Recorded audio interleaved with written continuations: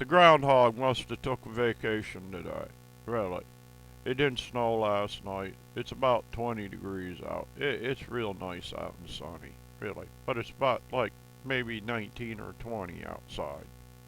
Mostly cloudy, really. A shower here and there, maybe. Of snow.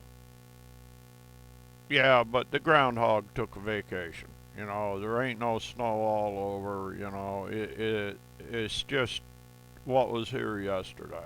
You know, just a little bit of snow on top of all the ice mass, and you know, I don't know what I'm gonna do today. You know, I went to the bank yesterday and took out some money, really, and they're like, I said I had $35. That's all I had, so I took it out.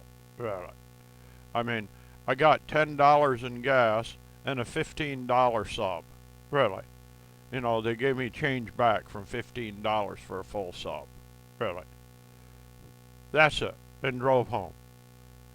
I've got mail today, yesterday, too. I got a real lot of mail. I opened up the package from the one AARP. You were approved. You got your money. No joke. I got my money, my extra $150 on top of my Social Security that, you know, my disability that I should have had to start with. You know, I got all that back, and you know, I got over $1,100 now instead of about $960. Really, I go, well, that's a great improvement. Really, you know, then I get a food card for about $100 every 3 months or whatever, and some other cards and stuff, and some other help, you know, because I'm turning 65. Well, I need money. Well, I need money too. I need you guys to be here and do your job. You know, what's wrong with that? You know, the groundhog did his job. You know, every repeat day it was snow and ice, and it was a whole fun out here, you know. Get on your ice skates, you morons, really. I mean, are these guys these bunch of idiots that think I'm going to keep paying without work? Well, I'm doing the work, really. It's like, here, sign yourself into the mental ward. You lost your mind, really. That's the way I feel. They've lost their minds, really. You know, you think $35 or $40 covers $800-900 or $1,000 or $1,200? What the hell's wrong with your ass, really? Bunch of idiots. My first car was $1,300. They're arguing over that, really. They threatened to take that car like they did the other car. He literally used it for police interception and blew the motor up when I was in Korea. Really. I had to go buy another motor. I feel like saying, yeah, I'm going to take the keys, take the car, take everything. Just leave it set. Let me fix the thing, please. Really. No, I might as well just tell you the whole story behind the car. I was riding a bicycle when I was like 10 or 12 down the back road, and I found my brother's stock car that the guy that owned a gas station, his wife died of cancer or something, and he left, and the stock car was like in the flood.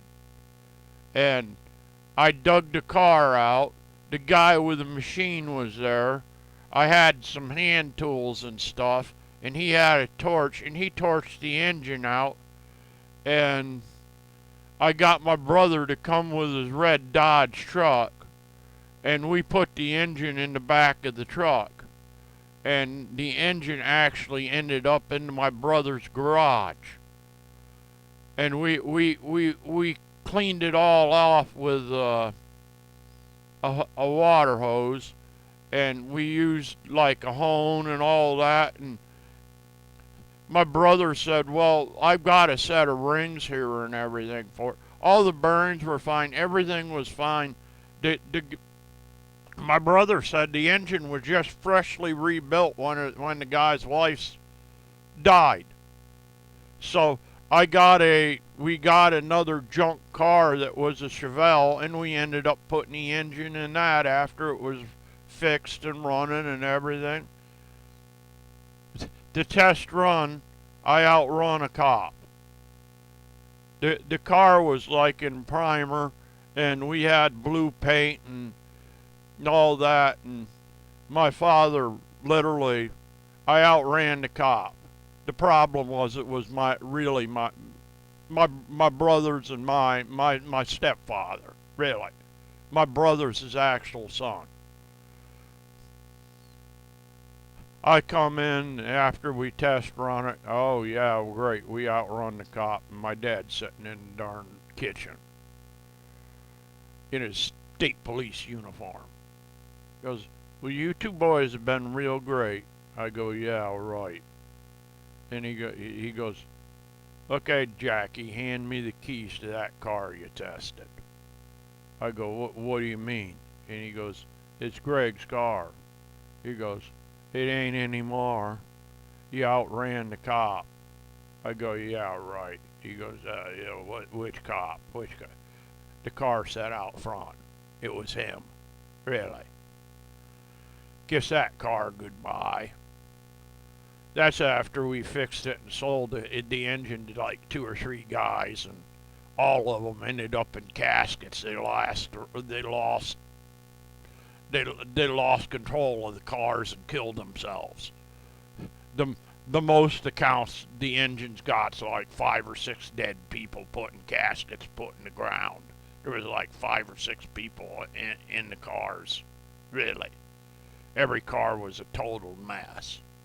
We ended up recovering the engine and putting it in that car, and I said, well, I'll try to control the thing. Yeah, my father controlled it.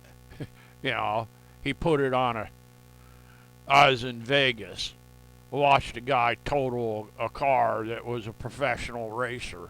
I said, call this number to his wife. He's sitting there crying, can't believe his beautiful car is totaled. The car ended up in Vegas, took a train ride. It started once. I backed it out with the keys. The train guy said, give me the keys, back the thing out. I handed the keys to the guy and said, here, take your risk with it. Really. I go, it's got dead people there, and the guy goes, well, my driver almost died, really. That's the truth. Really, that's the truth. It was a Chevelle. I'm telling you, a midnight blue Chevelle. That's what we painted it. We at least let it, my father let me paint it before he put it in storage. Really. It wouldn't give me back the car, so I went out and bought a Plymouth Duster for $1,300, and it was just as fast as that car. It run like a rocket ship with that 340 in it. I was sick when he blew the thing up. Really. The car wasn't even rebuilt right. It was a half-ass job. I'm literally telling you, I really don't even want to look at cars anymore unless it's an LS engine with a supercharger or procharger or turbos. I don't even want to see another engine unless I know it's one that'll run. I've had a Ford 351, 400. Literally, I've had all of them. This LS V6 with the supercharger on it runs like a 454 on NOS when the supercharger kicks in. The only thing that's slower than it is the gas station, and that ain't all that bad. Without the supercharger running, the thing gets like 30 miles to the gallon. Really. Like more than any Ford I ever had. Except for this 4-cylinder Eco thing I got out here. It'll run from here to Harrisburg on $20 worth of gas. It runs a week on $10 worth of gas. Really. It's an Eco thing.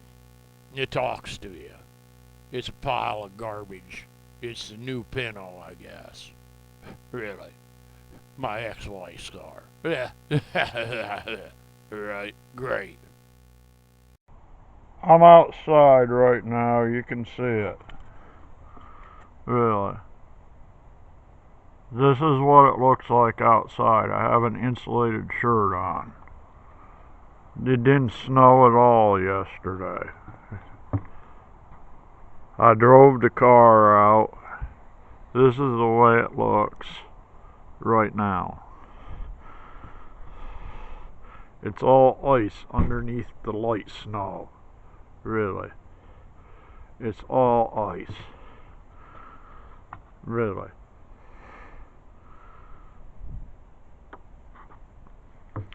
My feet have been hurting because of my shoes. I'm using sneakers right now. I had a set of Chakas. I can't find them.